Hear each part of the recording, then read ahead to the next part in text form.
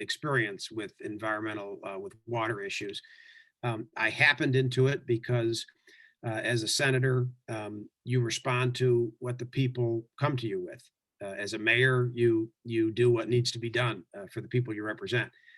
And you don't know where your careers are going to take you, but you will be tested. Your mettle will be tested. What you stand for, perhaps in your field of study, perhaps in something else, but you will be tested, and you'll have to decide if you're going to take a stand. And it may be out of your area of expertise, as this was for me. In December 2016, Lansing became just the second city in America to completely remove lead service lines from its water distribution system. It was a 12-year project that cost a little over $40 million. The story of how and why that happened goes back to early 2004. I'm going to move quickly because this is history. But I think it's important. When I took stock of what actually happened, I could have just tried to remember it off the top of my head, but I took some notes. I want to share it with you. You can ask questions, but I'm going to move quickly. When I was serving as Lansing State Senator, as Laura mentioned, at that time, a crisis was erupting in our nation's capital. You may or may not remember. Test results had showed that lead contamination in the Washington, D.C. water supply was off the charts and posed a serious threat to the health and safety of infants, children, and pregnant women, among others. Even worse, the local and federal governments tried to cover it up in D.C. My staff and I saw the Washington Post reports and headlines. So did some of my constituents in Lansing. Several reached out and asked if they should be worried about the lead in Lansing's water supply. We did not have a good answer, but promised to look into it. And we did. We started doing our homework and learned that indeed Lansing had more than 12,000 lead service lines in the ground. We began asking questions of the Lansing Board of Water and Light, our public water utility in Lansing, as well as environmental and public health experts. All of them told us there was nothing to worry about. They said lead paint is the primary vector of lead poisoning in children. They were unequivocal.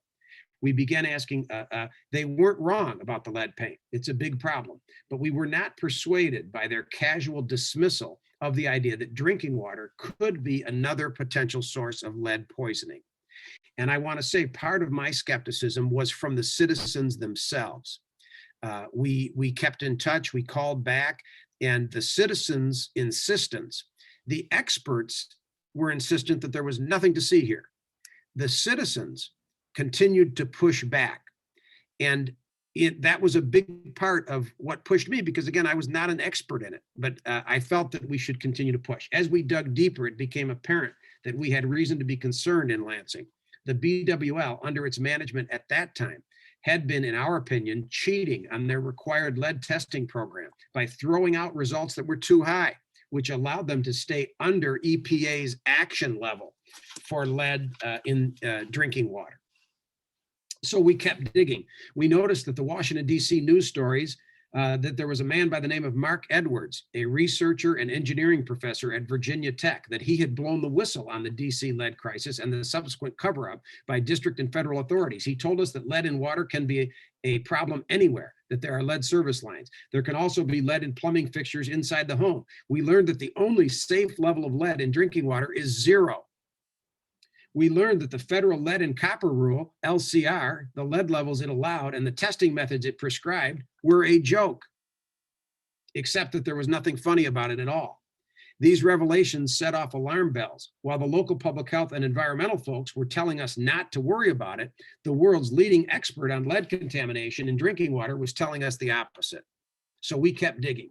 We formed a safe drinking water task force in the Michigan Senate and held a series of hearings. We brought in Dr. Edwards. We brought him to Lansing as an expert witness, along with other water experts from Michigan State University. At the end of the hearings, we concluded that Lansing needed to get rid of its lead pipes ASAP. The risks were simply too great. The Senate hearings generated considerable local public pressure on the BWL, and they quickly agreed to an accelerated lead remediation program that would extract and replace all of Lansing's lead pipes over the next decade. And they agreed to a much more rigorous testing program in the interim. Keep in mind, we were not in the midst of a crisis. We were just ahead of the curve. A little more than 10 years after it began, the lead service line removal project was completed. It was a celebratory moment for all of us who had a hand in making it happen. We showed that it could be done and it should be done. In the process, the BWL invented a new technique for extracting old pipes that cut the time in half and cut costs by a third. The expertise they developed in lead pipe removal has now been shared with many other communities across the country. When the Flint water crisis erupted, we stepped in to help our sister city just 45 miles northeast of Lansing. We met regularly with the city's new mayor, Karen Weaver, who was a first-time politician elected in the middle of the water crisis. We helped her develop a strategy to force the state and federal governments to remove all lead pipes in Flint and to pay for it. Our Board of Water and Light sent crews up to Flint to train local crews on how to do the work. The state of Michigan and the governor's office fought us every step of the way because they had no interest whatsoever in removing the pipes in Flint. The saga that unfolded from there and the many chapters that led up to it were worthy of a book or two. And by gosh, we have the author of one of them sitting right here.